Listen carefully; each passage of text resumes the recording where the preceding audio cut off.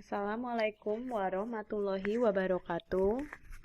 Selamat pagi, selamat siang, selamat malam. Untuk pertemuan kali ini sudah siap ya? Jadi materi yang akan kita bahas adalah statistik inferensi. Ayo coba dibuka untuk SPSS-nya. Dipersiapkan. Kalau mau ambil minum boleh, kalau mau minum vitamin dulu juga boleh, tetap jaga kesehatan. Oke. Nah, di sini untuk statistik inferensi ada statistik parametrik, yaitu yang pertama melakukan perkiraan estimasi terhadap populasi, lalu ada melakukan uji hipotesis terhadap parameter populasi. Yang akan dibahas inferensi terhadap populasi berdasarkan informasi dan populasinya, informasi dari sampel. Nah, di sini ada 3, yaitu ada paired sample t-test, uji T untuk 2 sampel yang berpasangan, lalu ada one sample t-test, uji T 1 sampel, ada independent sample t-test, uji T untuk 2 sampel independen bebas.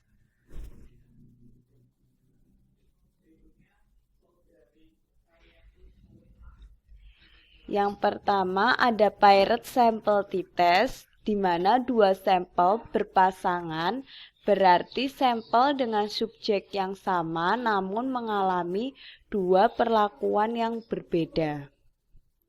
Nah, di sini untuk contohnya ada sebelum dan sesudah. Kita ketik dulu, ada nomor 1 hingga 10. Contoh, sebuah perusahaan jus ingin mengetahui apakah minuman yang diproduksinya memiliki efek terhadap kenaikan berat badan. Sampel yang terdiri dari 10 orang ditimbang beratnya. Kemudian meminum jus tersebut dalam sebulan dan akhirnya ditimbang kembali berat badannya. Baris pertama menunjukkan sebelum mengonsumsi jus memiliki berat 66,5. Setelah sebulan meminum jus, beratnya menjadi 69 kg. Nah, kita ketik dulu yang pertama, ada 10 ya, 66,5, 67,5 untuk yang sebelum, 68,5, 69,5, 72,5, 78,5, 82,5, 86,5, 74,5, dan 78. Sedangkan yang sesudah ada 69, 68, 67, 66, 75, 81, 87, 90, 72, dan 76. Oke, sampai sini. Nah, di sini kita langsung akan mengaplikasikan cara paired sample t-test. Populasi di sini diasumsikan berdistribusi normal karena sampel sedikit yang dipakai untuk uji T adalah 2 sampel yang berpasangan. Kita pilih di sini analyze, lalu compare mean, lalu pilih paired sample t-test. Nah, kita masukkan kotak sebelum dan kotak sesudah. Oke, sampai sini. Lalu pilih option. Sudah benar. Di sini confidence interval percentage itu ada 95%. Kita continue, lalu kita pilih OK.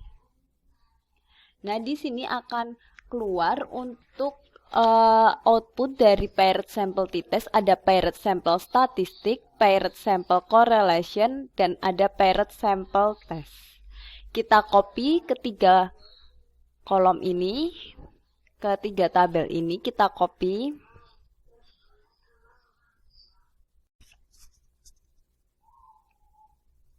Nah, di sini untuk yang tabel pertama ada paired sample statistik.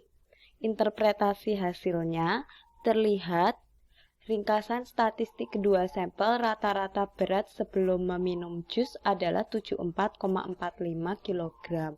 Sedangkan setelah minum jus rata-ratanya 75,1 kg. Untuk tabel yang kedua di sini ada paired sample correlation. Interpretasi hasilnya adalah hasil korelasi antara kedua variabel sebesar ini di bagian kolom ini ada 0,955 yang menyatakan bahwa korelasi antara berat sebelum dan sesudah minum jus sangat erat dan hubungannya secara nyata. Untuk yang ketiga ada paired sample test. Di sini untuk kolom terakhir ada interpretasi hasilnya. Kita lihat bagian sick to tail. Di sini kita akan mengetik untuk hipotesis H0 rata-rata populasi berat sebelum dan sesudah minum jus adalah sama atau tidak berbeda secara nyata.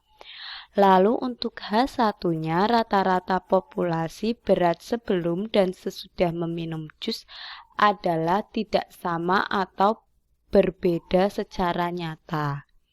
Pengambilan keputusan di sini bila probabilitasnya lebih besar 0,05 maka diterima. Sedangkan bila probabilitasnya kurang dari 0,05 maka ditolak. Kita lihat di sini untuk sick to tail-nya adalah 0,486, di mana hasilnya lebih besar dari 0,05. Maka H0-nya diterima atau berat badan sebelum dan sesudah minum jus relatif sama. Dengan kata lain, jus tersebut tidak efektif dalam menaikkan berat badan secara nyata. Oke, sampai sini untuk paired sample t-test. Kita akan lanjut uji yang kedua. Di sini ada uji one sample t-test, yaitu uji satu sampel di mana akan menguji apakah suatu nilai tertentu berbeda secara nyata atau tidak dengan rata-rata sampelnya. Contohnya, dengan menggunakan data yang sama dengan data jus penambah berat badan sebelumnya, cuma kali ini yang kita pakai adalah data sebelum.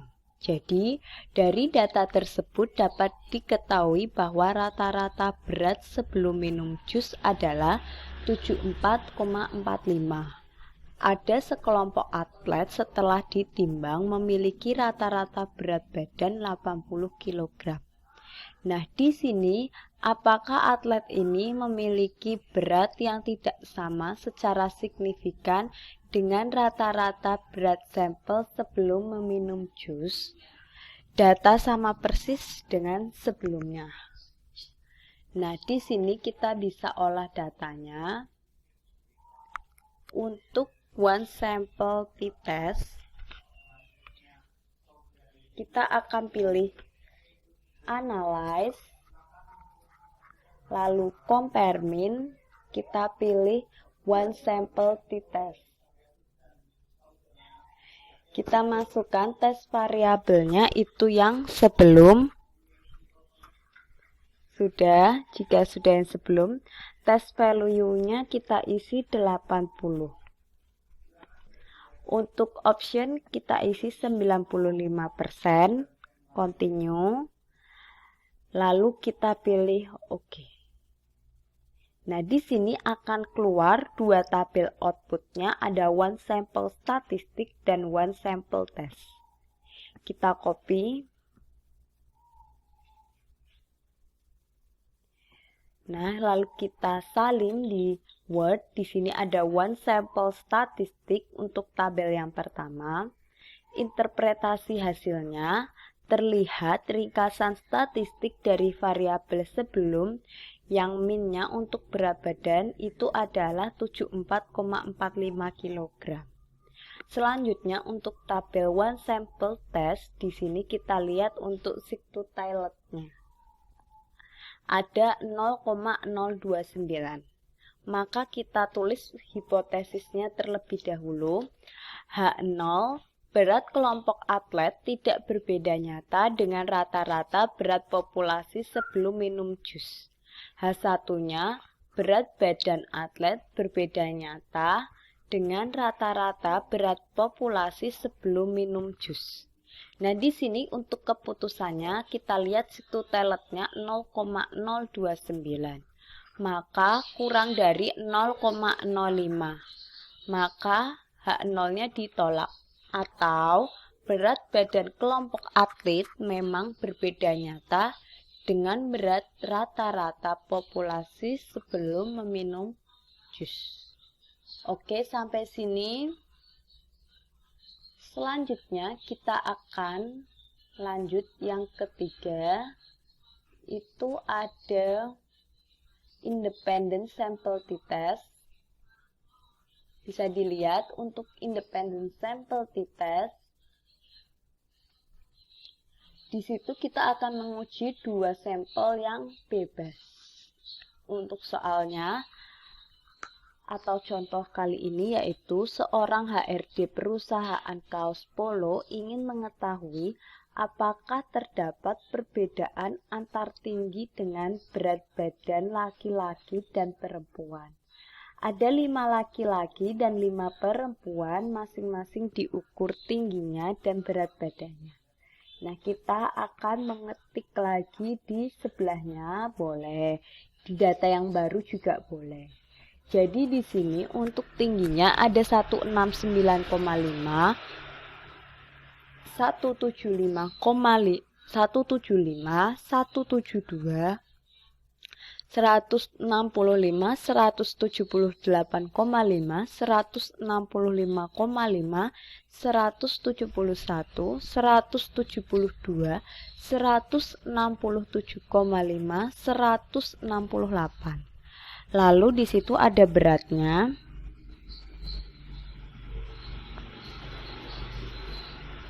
Ada untuk berat yang pertama 80 kg, berat kedua 87,5,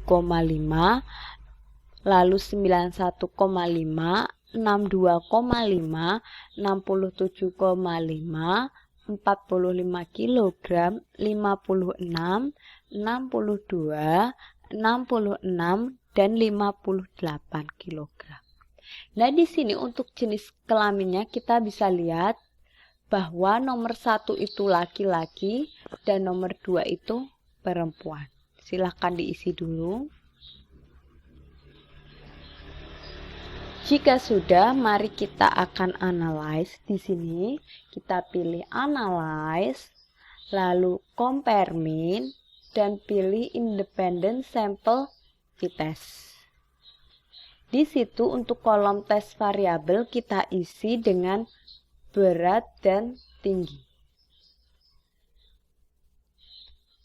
Sesudah itu kita pilih grouping variabelnya, kita klik jenis kelamin, lalu kita masukkan ke grouping variabel. Define groupnya kita isi dengan 1 dan 2. Continue, lalu kita akan pilih option, di sini 95%, lalu kita pilih OK. Setelah kita pilih OK, akan keluar outputnya. Di situ ada grup statistik, lalu ada independent sample test. Kita copy semuanya.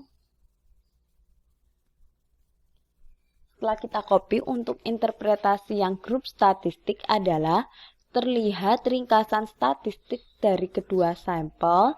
Untuk berat badan jenis kelamin laki-laki memiliki rata-rata di sini 77,8 kg.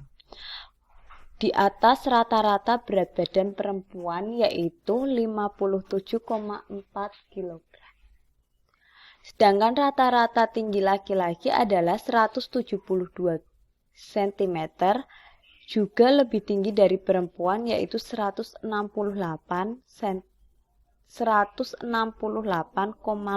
cm. Nah, yang kedua di sini ada output independent sample test. Kita bisa lihat untuk tingginya ada nilai F-nya di situ 1,370, lalu signifikansinya itu 0,276, T-nya itu 1,233, lalu signifikansi totalnya 0,253 untuk tinggi. Untuk berat ada F-nya itu 2,213, signifikansinya 0,175, lalu ada T-nya 3,079 dan sig totalnya ada 0,015. Kita akan bikin outputnya itu sendiri-sendiri, tinggi badan sendiri, berat badan sendiri. Untuk tinggi badan kita menggunakan analisis V-test. Nah ini kolom F ini. Hipotesisnya H0 kedua variansi populasinya sama, lalu H1-nya kedua variansi populasinya tidak sama. Kesimpulannya terlihat bahwa F hitung untuk tinggi badan dengan equal variance assume adalah 1,37. Kita lihat 1,37 benar. Dengan probabilitasnya 0,276. Di mana lebih besar dari 0,05 maka H0-nya diterima. Perbedaan tidak nyata dari kedua variansi sebaiknya menggunakan dasar equal variance assume. Sedangkan jika menggunakan mean, terlihat kesimpulannya bahwa T hitung untuk tinggi badan dengan equal variance assume adalah 1,233 dan sig totalnya adalah 0,253. Lebih besar dari 0,05 maka H0-nya diterima. Atau kedua rata-rata tinggi badan laki-laki dan perempuan relatif sama. Oke, sampai sini masih bisa dipahami ya. Selanjutnya untuk berat badan dengan menggunakan analisis V-test, kita lihat untuk hipotesis yang sama. Terlihat F hitungnya 2,213 dan signifikansinya 0,175. Itu lebih besar dari 0,05, maka H0-nya diterima. Dengan menggunakan mean, terlihat bahwa T hitungnya 3,079 dan signifikansinya itu adalah 0,015.